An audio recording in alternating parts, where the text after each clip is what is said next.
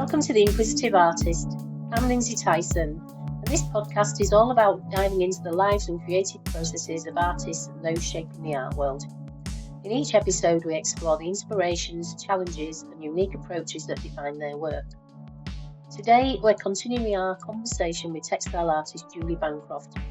We'll dive deeper into her creative journey, exploring more of her insights, techniques, and artistic influences. I hope you enjoy it. Maybe we could talk a little bit more about the course. What's it like to do your degree online? It's both challenging and amazing. Like, it was literally the only way I could have done a degree, so I was single parent, working, and my daughter was 6 or 7 when I started, so there was literally... How many years was it over, did you do it? You have 12 years to complete it, right. and I've managed it in 10. Right. Which of course seemed like forever, and I didn't really picture what 10 years would look like at that point. It was just, because you do it module by module, you pay for it module by module, and I'll just do the first one, see how that goes, and then I'll do the next one. And that was actually really beneficial, because there's no way I could have afforded to sign up or commit 10 years of my life to doing that. Interesting. So that was really positive, and I always had the chance to pause between units if I needed to save the money or whatever, so it's been brilliant. And I know a lot of people, or there would have been some advice at the time to wait until my daughter was older, wait till I retire, wait until... But I was done with waiting by that point, and it was just like, even if it's not like my best work, because I'm doing it at 5 o'clock in the morning before I go to work, or in between marking, or in between, whatever. I just wanted to do it and do something that was for me and that was stimulating and that took me into another kind of world, really. In that sense, learning online has been incredible, because it's opened up that as an option for me. Well, you'd be waiting forever if you wait for the right time. Well, exactly. When is the right time, so... And it was the right time, really, because I was ready for it. And has it helped? Yeah, I've written about this on my Substack, haven't I? I started it to make some nice things, because I wasn't satisfied with what I was doing, but of course it's been so much more than that. And, going through all the other things I've gone through personally, the art has been... It's been an escape, but it's also taught me so much as well. It's been a means of reflection, and it's got me in touch with people like yourselves, and a massive community, really. Well, I think when you can express yourself through your art, it gives you a confidence, don't you feel? I don't know if you feel like that. Yeah. But it gives you a voice, and it's strength. It gives you a power. It might not be the same for you, but certainly for me.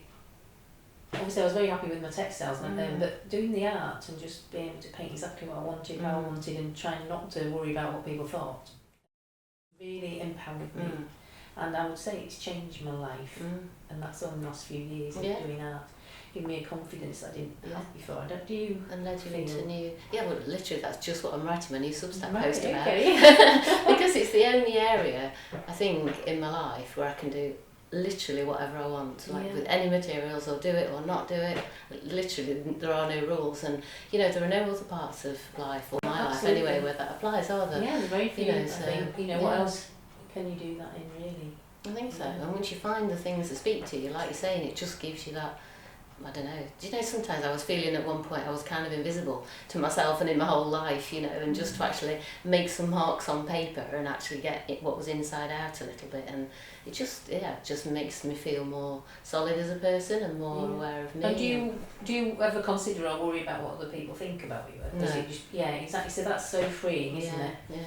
And I think that's such a big thing when you can do that and not you're doing it purely for yourself. Is that how you feel about yours now? I do pretty much. I mean, occasionally, I'll ask somebody what they think, or somebody will give me a comment, and I'll think, should I do this, that, and the other?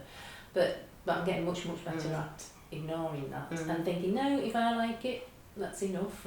It doesn't matter, and there will be somebody out there that likes it as well, or resonates with it. I think it's all about energy and resonating with that person's energy. So people that do like it resonate in some way. There'll be something in it that they see.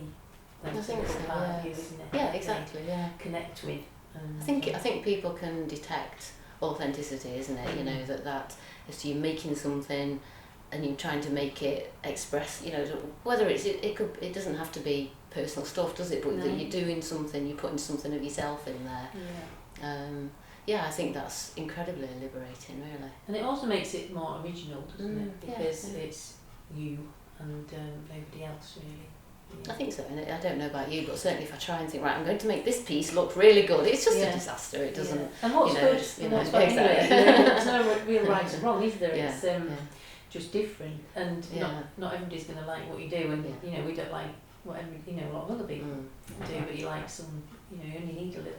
To really like. So I was just going to say that I've quite often got a lot of the pieces I've made during my degree have been really ugly, like really messy, scraggy little things, but they just, if they say something and then they really resonate with people, like, really? If you told me at the beginning of my degree that a lump of clay with some stitches sticking out to it was going to mean anything to anybody, I'd have thought that was bonkers. But the way you present it makes it look so appealing as well. Maybe, the photography, it's been, as you're going back to doing the learning online, there are a lot of advantages, and certainly I can use photography and zooming into things to draw people's attention to the thing I really want them to notice and skim over things I don't. And do you use a proper camera for that? Or do you no. Well, my recent macro photography I've been doing, but all the way through, other than that, it's just my iPhone. So. And what about, are there any new materials you want to try and work in with, or anything like that?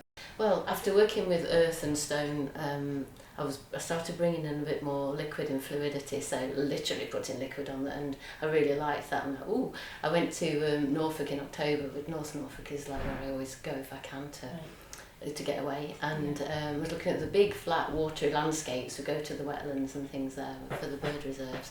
And so it just kind of somehow made me bring more flat wateriness into my work, and I really liked it. And I think I'm looking at natural inks and lighter fabrics, and the fabric that I've just dug up from the allotment has gone really, really thin, which is lovely because it's almost as integrated but not quite. So just pushing the fluidity a little bit at the minute. And the fabrics that you use, recycled fabrics, always? Did you ever buy? Not always. I did have the marvellous idea that I ought to make my cloth, and but obviously it makes me want to chew my own arm off, so that might come at some point, but I just can't get my head around that. So I either use found and recycled cloths, or I use just raw organic calico, because I just wanted it to be like literally blank, like just cloth, like the most simple cloth you could get, And would you see yourself moving to painting, as in on a canvas? I'm having such a dilemma at the minute, because I've been promising myself last year. I said, right, no more painting, I'm going to focus on the textiles, which I have stuck to. And I am really looking forward to getting back to painting, but I can't see myself going back to acrylics, because of the the petrochemicals that are just plastic basically. There are some, I've just been looking into actually, some bio-based Liquitex, and maybe some other makes as well, but I've been looking at those. That's my next thing I think to look into. So obviously you can do some things with paint that you just can't do with the natural materials. So once I sort of finish over the next few weeks my degree, I'm going to dive more deeply into that and how I might get back to drawing and painting with more sustainable materials, really. I know that's the thing, I don't use a lot of acrylic normally, but I've just painted some, I'd already started in acrylics, and I've actually really, really enjoyed it, because you can just keep working into it and rubbing it away and painting on top. But it's not the most friendly of materials. It's difficult, isn't it? I mean, I've got acrylics, I'm not going to throw them away, I shall use those and try and transition. It's worse, isn't it? I'm interested, I've got some canvases, I've not worked on canvas much, but I wanted to stitch into it, so I made myself try and use canvas. I've got some that I painted at the allotment, but with acrylics, just trying to capture that kind of peacefulness that you get up there, and then I'm stitching into it now, so that's working quite nicely. But obviously with a lot of the natural materials I'm using, you can't layer them up in the same way that you can with acrylics, or I haven't found a way of doing that yet, so I think there's some experimentation. Well, I've just done some pieces with, I accidentally bought a 2 metre wide roll of canvas a few years ago. I got my measurements wrong, I thought it was it's 10 times bigger than I thought. It's been hanging around for years, so I've just been using that, which is unprimed cotton canvas, and that's quite nice. And you thought of burying it first and then creating the canvas? Yeah, I think I might work around that. As I say, I've just dug a bed sheet up that's gone to a nice consistency. Right, so I think something around that really. I'm left a bit cold by the canvases that I've bought, and I don't want the priming on them usually, I think. So that's where I'm heading at the minute. I think I'd like to get back to some form of painting and drawing. That's what it has to be on a canvas or anything. You can paint on anything, can't you? Yeah. On paper, even on homemade paper. That just gets me all excited. What could you do? I should have to come to another one of your mixed media workshops anytime. Mixed ideas. It was funny, but yeah, I think with wax you can layer, and you can use pastels and things. So instead of pastel, you probably use your natural pigments and things like that. So you could actually build up quite something interesting. Well, when I came to your encaustic workshop last year, that's what I brought with me, some ochre and some chalk off of the beach, literally. And the wax just brings up the colour and the texture beautifully. Yeah, and also when you heat it to make it set, like if it's on paper or something thin, it resists in places but not in others, so it sort of soaks in. So you get some really random things happening. It's not controllable, but you can get some really interesting. So quite often I'll use wax on paper, and then I'll use pastel or charcoal or something. I'll rub it in, and it'll, where the wax isn't resisting, you get these really dark little patches, and you get some really interesting marks. And I like that element of unpredictability. That's quite important to me. And it's like then you've got to try and find a way of making it work. Or for me, it's I start like that, and then it's a challenge of how do I get that to work as a whole. So I just tend to slap it on, do whatever. It's not, I don't know if it can be called intuitive, because it just let's call it intuitive. So I just get my wax, put a bit on, rub it in, and then I've got to then try and make it happen. Well, that's the best thing, isn't it? That's just the putting things down and seeing what happens, and then doing something else. And it's not that I'm expressing any feeling particularly. I mean, I do have times when I do that, but I would have a series doing that. But generally, like at the moment, it's the process, isn't it? And it's playing with materials. Isn't it? That's literally, I think, that coming to the end of this body of work that I'm doing now, it's play is just ahead. I've been playing with soft pastels, which I've never used before, and I've still got the wax that I bought when I came to your workshop. So I think it's playing with materials now and finding the ones that I'm happy with. That you really like to use. And would you ever consider trying to create your own pastels out of it? I don't even really know how to do it's a patience thing. Somebody very kindly gifted me some handmade pastels they'd made from from ochre, and they're lovely. So I should have to ask her for some more, because I ought to make my own, but I'd be the same. I did a paint making workshop once, and I could barely sit through it, and it was a fantastic workshop, but I just don't seem to have the scientific process thing. I used to be like up with my wool for felting. I mean, I generally use plain coloured wools, but to buy a fleece and then wash it, very smelly, and then card it and then get it, I think it might come for me. I've been experimenting with making inks, which I found impossible previously, and I have got back to, and boiling down coffee, making different kinds. So that's quite nice actually. So I suppose it's just what speaks to you at the time, isn't it? Where you want your focus to be. Well, it can be. I mean, it's like printmaking. When I first started printmaking, you have to spend ages rubbing it in, rubbing it off, and I used to think, I don't have the patience. But no, it's actually it's like felting. You can take a long time just rolling it, but actually it's quite a therapeutic time. You can just think about other things, because you're not having to actually think while you're doing it. So, I think things that you would think you'd be too impatient to do, it can be really quite enjoyable. Yeah, it's just in your mindset, isn't it? Or where you are in your work. If you're impatient to get on with the next stage, then you're not going to sit there. But you could have like a day just doing all the the making, and then have the fun of playing with it afterwards. I suppose it depends how important it is that you have that start to finish thing. That's never been a huge part of my work. No. I'd rather get on with it and. But it's that I feel with the allotment, obviously a lot of people said, you're going to grow your own madder and your own woad and things. I'm like, I could barely grow lettuce really, so I might. But it would be nice to get to that point, But one thing at a time, really. But I suppose I've not made my own ink, but I mean I know a lot of people do their own walnut ink and things like that. But I don't know if you make it from anything. Well, I'm experimenting with what you can make it from. I'm finding it. it's lovely to work with. It's just so lovely and freeing, and the colours that are coming through are really nice. So yeah, I mean, I've been experimenting with bashing up the it's not very technical really, the ochre and, as I say, coffee, and I've got what do you add to it to make it? I'm using gum arabic just to thicken it up really, and then salt and vinegar Really? as preservatives and whatever. So right. you know, but I don't know what the archival qualities are like. I've not even I considered that really at the minute. But it's only like natural dyeing, isn't it? It's bound to fade. And that's kind of part of it really, I'm thinking at the minute. So yeah. But it's nice. But that could be part of it. It's appeal. yeah. Part of it's appeal. I think so. And in a way, your work to me, it looks like almost like it's been dug up archaeological digs, sort of. I think that's why I like found materials. They've already got, you know, the marks of life on them, haven't they, really, to some extent. So. I suppose that you were saying about somebody liking something that looks really messy, because I found that as well. If I put something that I actually like it, but it's really messy, or there's bits that I don't like that are really messy and scruffy, but I'll put them on Instagram and people really like that. And I find that quite hard to believe sometimes, because you think, gosh, people really like it, and it's just a real messy, scratchy, scruffy.